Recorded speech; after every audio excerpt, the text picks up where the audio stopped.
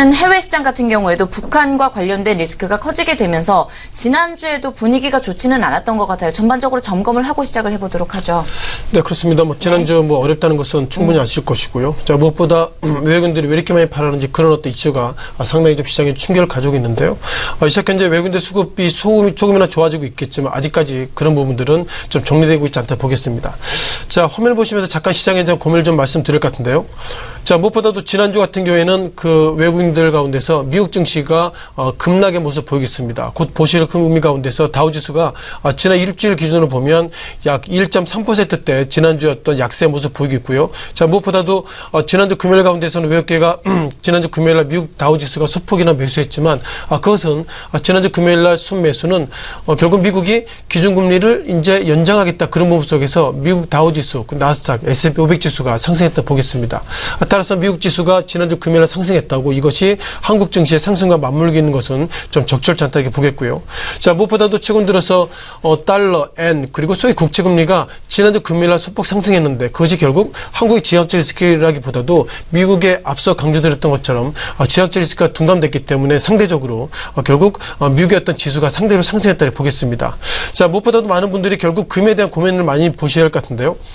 자, 최근 들어서 온수당 어떻게 보면 그 금의 가격이 상승했습니다. 최근 들어서는 우리가 안전자산이라고 그러면 달러보다도 엔 그리고 우리가 금을 볼 수 있는데요. 최근 온수당 어떻게 보면 1294원 4달러까지 갔기 때문에 이런 구조를 간다면 결국 이제는 온수당 1300달러까지 갈 것은 아닌가 이런 어떤 모습 속에서 예상보다 달러의 강세가 최근 들어서 시장의 중심에 서 있는 것 같습니다.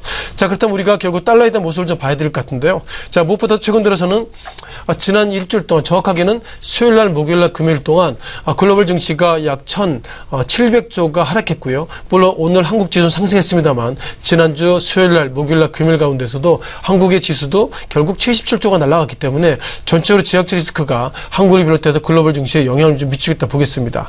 자, 무엇보다도 코스피 지수가 지난 어떻게 보면 보름 만에 130포인트 이상 급락했는데요. 시작 현재 결국 12.36포인트 상승했는데 이것을 상승으로 보기에는 아직까지 좀 조심스럽다 이렇게 보겠고요. 또한 지난주 금요일 날 외국인들이 지난 2년 만에 상당히 공격적인 수준 매도를 보고 있다는 것은 여전히 결국 지역적 리스크가 외국인들이 가장 싫어하고 있다고 보겠습니다.